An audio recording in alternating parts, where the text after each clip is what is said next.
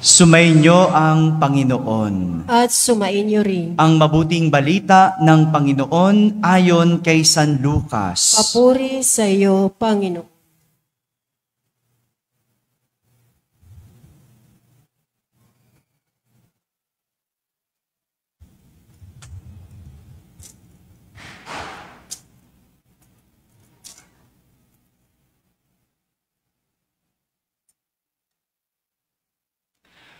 Noong panahong iyon, napuspos ng Espiritu Santo si Zacarias, na ama ni Juan, na nagpahayag ng ganito: Purihin ang Panginoong Diyos ng Israel, sapagkat nilingap niya at pinalaya ang kanyang bayan. At nagpadala siya sa atin ng isang makapangyarihang tagapagligtas mula sa lipi ni David na kanyang lingkod. Ipinangako niya sa pamamagitan ng kanyang mga banal na propeta noong una na ililigtas niya tayo sa ating mga kaaway at sa kamay ng lahat ng napopoot sa atin. Ipinangako rin niya na kahahabagan ang ating mga magulang at aalalahanin ang kanyang banal na tipan. Yan ang sumpang binitiwan niya sa ating amang si Abraham, na ililigtas tayo sa ating mga kaaway upang walang takot na makasamba sa Kanya at maging banal at matuwid sa Kanyang paningin habang tayo ay nabubuhay. Ikaw naman, anak, ay tatawaging propeta ng kataas-taasan sapagkat mauuna ka sa Panginoon upang ihanda ang Kanyang mga daraanan at ituro sa kanyang bayan ang landas ng kaligtasan, ang kapatawaran ng kanilang mga kasalanan, sapagkat lubhang mahabagin ang ating Diyos. Magbubukang liwayway sa atin ang araw ng kaligtasan upang magbigay liwanag sa mga nasa kadiliman at nasa lilim ng kamatayan, at patnubayan tayo tungo sa daan ng kapayapaan.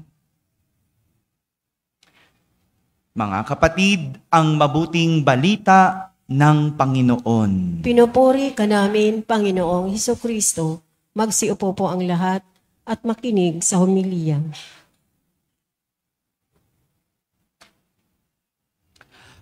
Magandang gabi sa inyong lahat, mga kapatid. Pakibati nga ng Merry Christmas ang inyong mga katabi. Maligayang Pasko sa ating lahat. Huling gabi ng ating simbang gabi at unang araw din ng ating nobenaryo, at bukas ay Pasko na. O at least ay Pasko sa gabi na, ipagdiriwang natin ng Christmas Eve Mass natin. Ako po si Father Jason at ako po'y parish priest sa may UN Avenue sa Paco, Santa Maria Goretti Parish. Una-una, nagpapasalamat ako kay Father Danichi sa kanyang pag-anyaya sa akin na makasama kayo ngayong gabi. Kami po ay magkasama ni Father Danichi sa Santa Mesa, sa Sacred Heart of Jesus sa Santa Mesa. At kami po ay matagal din nagsama bilang partner sa pagpangangalaga ng parokya. At ako po ay, sa totoo lang, yung Soledad, pangalang Soledad, personal pong malapit ito sa akin dahil ang pangalan po ng aking lola ay Soledad. At ang pangalan ng bunso namin sa 5 magkakapatid ay Marisol. Kaya lang ang pangit na ng ibig sabihin ng Marisol ngayon. No? Pero sa totoo, ang aking bunsong kapatid, ang pangalan niya ay Maria Soledad. Ang nanay, ang lola ko sa mother side, Maria ang pangalan, at ang lola ko sa father side ay Soledad ang pangalan. Kaya ang bunso ay Maria Soledad, naging Marisol. Hindi ko alam kung dito sa inyo ay maraming Marisol. Ano ba yung Marisol? Ayan. So ngayong gabi, bigyan natin ng ibang kahulugan yung soledad. Na hindi masama ang soledad, sa halip ito ay isang pwedeng pagkunan natin ng inspirasyon sa ating buhay. Narinig natin ng papuri ni Zacarias. Si Zacarias ay nagpapasalamat sa Diyos sabagat pinagkalooban siya at ang kanyang asawang si Elizabeth ng anak. Makalipas ang mahabang panahong paghihintay. Baog ang kanyang asawa at pareho silang matanda na, pero binigyan pa rin sila ng Panginoon ng supling. Kaya itong ebanghelyo natin ay isang awit ng pagkapasalamat ni Zacarias sa napakagandang biyayang pinagkaloob ng Diyos sa kanilang mag-asawa. Pinawi ng Diyos ang kalungkutan, binigyan ng liwanag ang kanilang madilim na pamumuhay. At yun po ang diwa ng Pasko, na ang Pasko ay ang pagsilang o ang pagsikat ng liwanag. Magbubukang liwayway sa atin ang araw ng kaligtasan.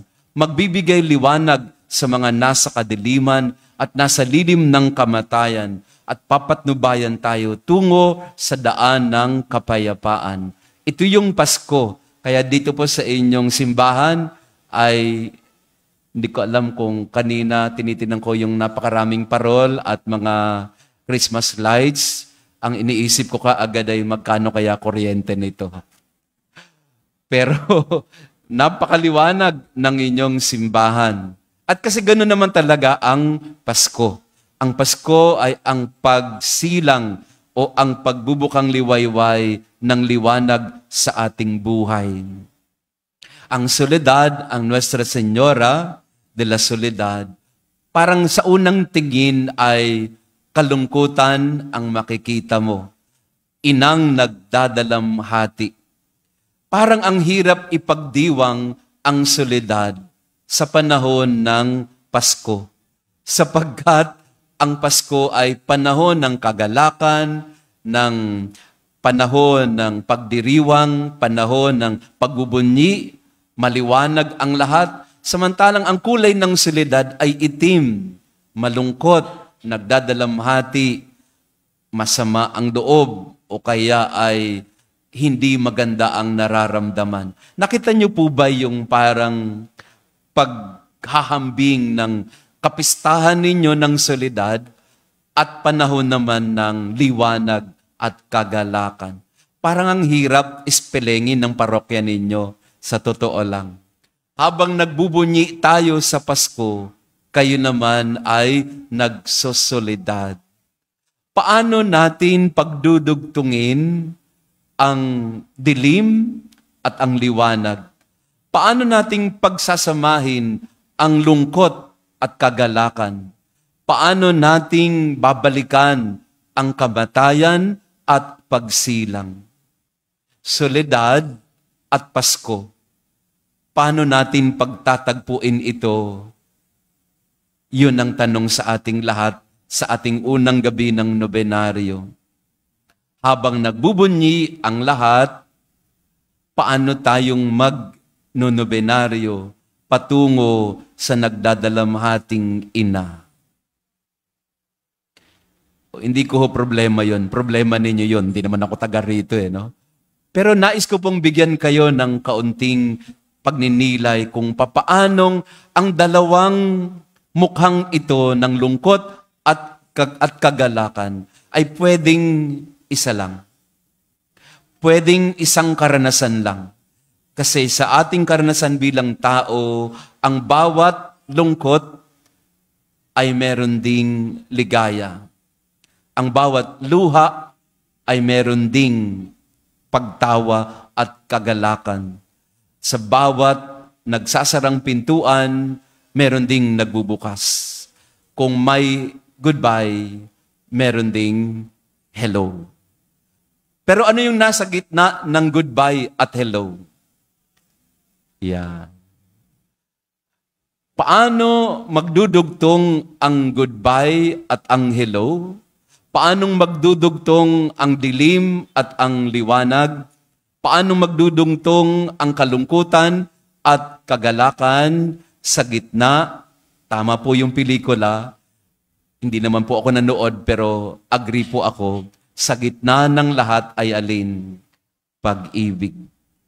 Pag-ibig ang magbibigay ng tulay para ang kalungkutan ay mapawi at mapalitan ng kagalakan. Yun ang nangyari kay Isabel at kay Zacarias. Mahabang panahon ang mag-asawang ito ay malungkot sapagat wala silang anak. Pero pakalipas ng maraming taon, anong pinagkaloob sa kanila? Isang lalaki, pinangalanan nilang Juan.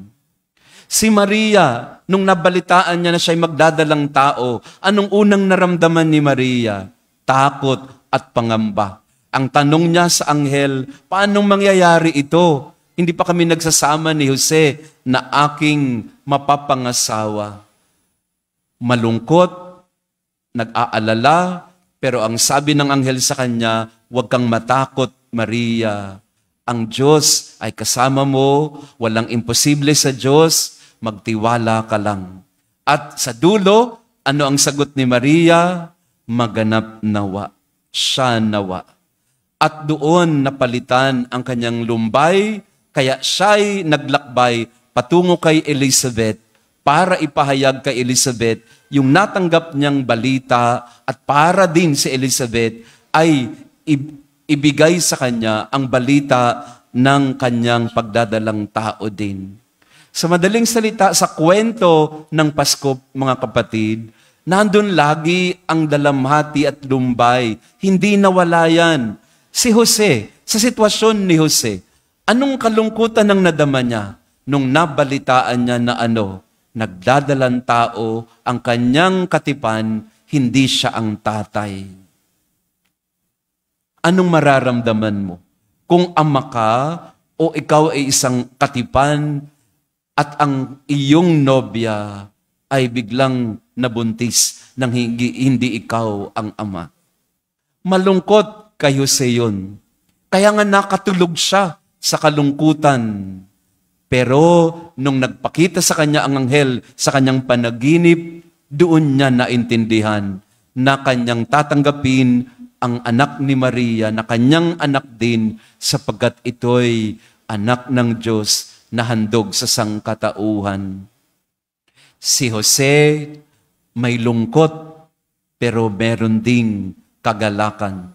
Si Maria may pangamba pero napalitan ng kagalakan. Si Elizabeth, mahabang panahong nalulungkot pero pinalitan ng pagpapasalamat. Si Zacarias, matagal na hinahamak ng mga tao dahil wala siyang anak. Pero nung binigay sa kanila si Juan, napalitan ng lungkot, ng tuwa. At si Zacarias sa ating ebanghelyo ay napaawit pa ng pasasalamat at papuri sa Diyos. Ang pinupunto ko, mga kapatid, anong kaugnayan ng solidad sa Pasko? Ang kaugnayan ng solidad sa Pasko, ang sabsaban, sa likod nito ay ang krus na dadalhin din ni Jesus.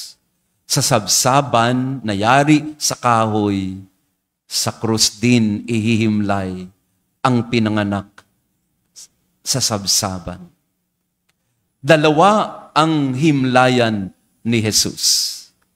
Nung pinanganak siya sa kahoy na sabsaban at nung siya'y namatay sa kahoy na krus.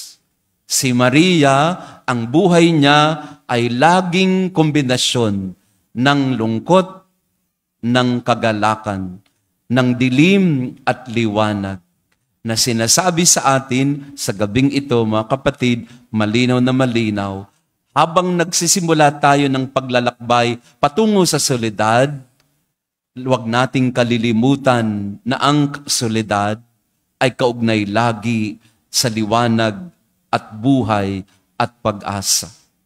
Na ganyan din ang sinasabi sa ating buhay. Sa bawat lungkot, may nakaabang na ligaya. Sa bawat dilim na pinagdadaanan, may magbubukang liwayway na liwanag. Pakitingnan nga ang katabi natin, anong nakikita mo sa mukha niya? Lungkot o liwanag? Marami sa atin ngayong Pasko, hindi naman talaga masayang masaya, di ba? Unang-una, saan nanggagaling yung lungkot ng Pasko? Walang pamasko. O kaya, ubos na ang bonus. Di man lang nagtagal, no? Lumipad agad.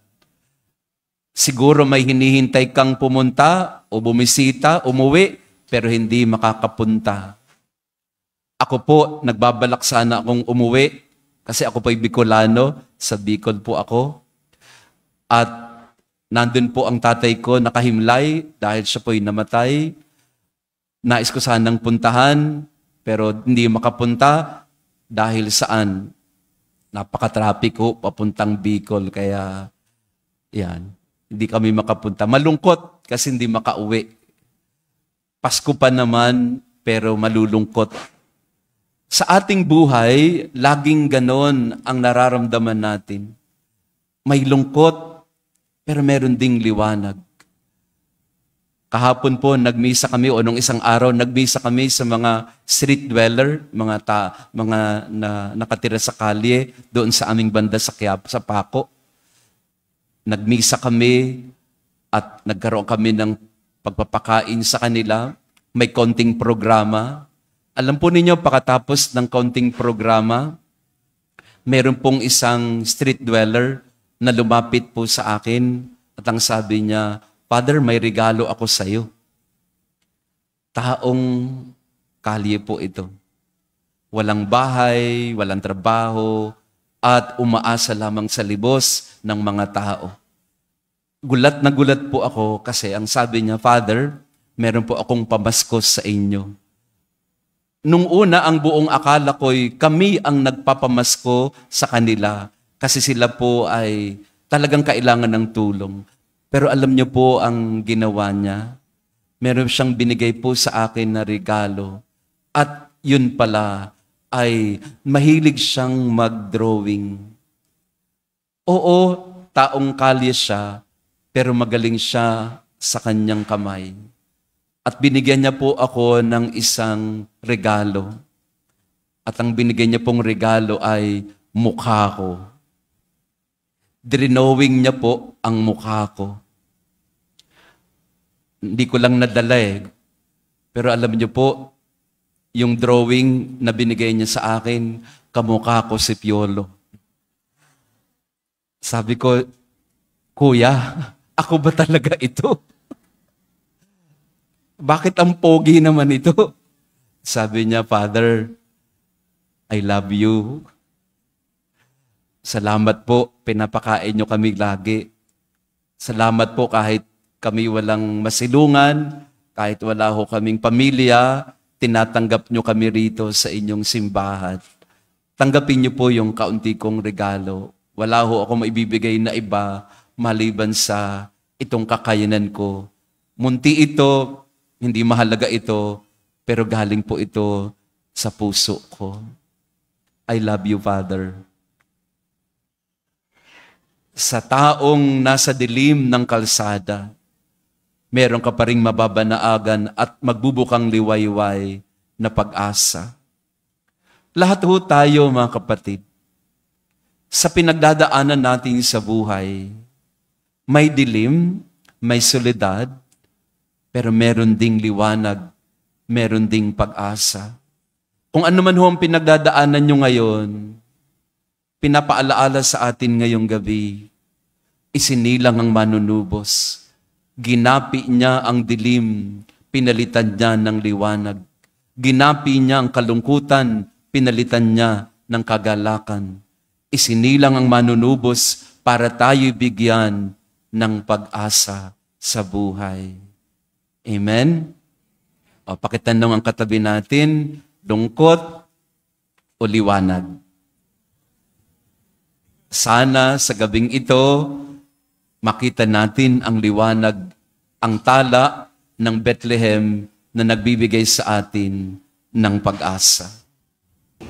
Nais ko pong kunin ang pagkakataong ito upang pasalamatan muna, unang-una sa lahat, ang ating punong tagapagdiwang, na si Father Jason Laguerta. Solidad clap nga kay Father Jason.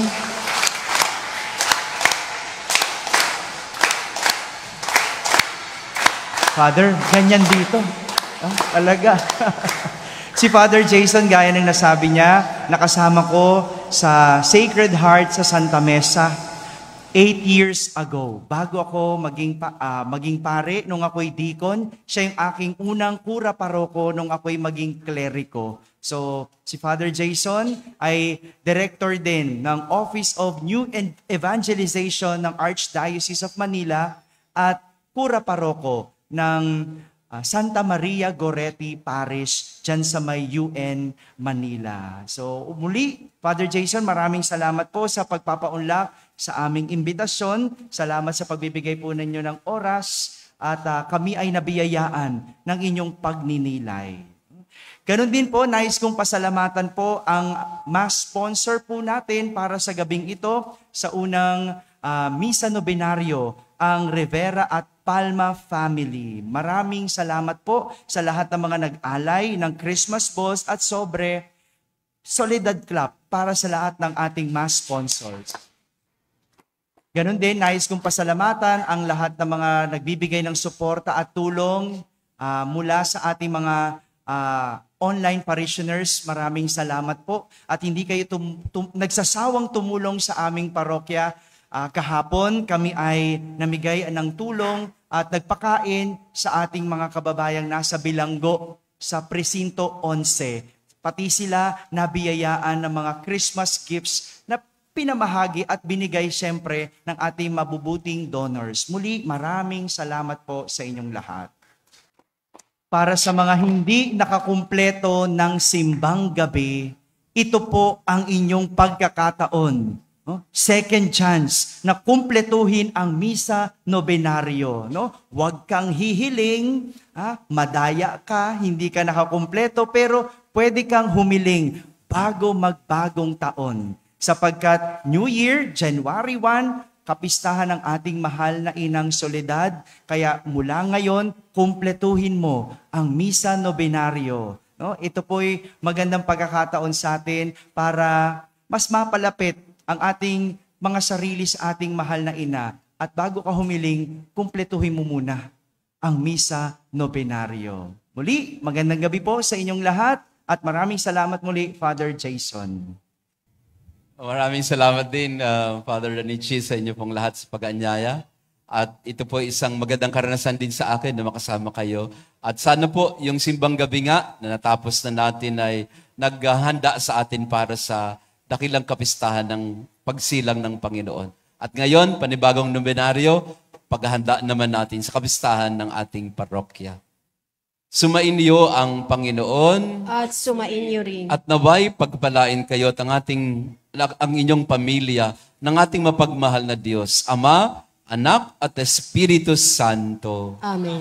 Tapos ng ating simbang gabi, ang siyam na gabi ng ating paghahanda para sa Kapaskuhan, kayo'y magsihayo at buksan ng puso sa pagsilang ng manunubos. Salamat sa Diyos.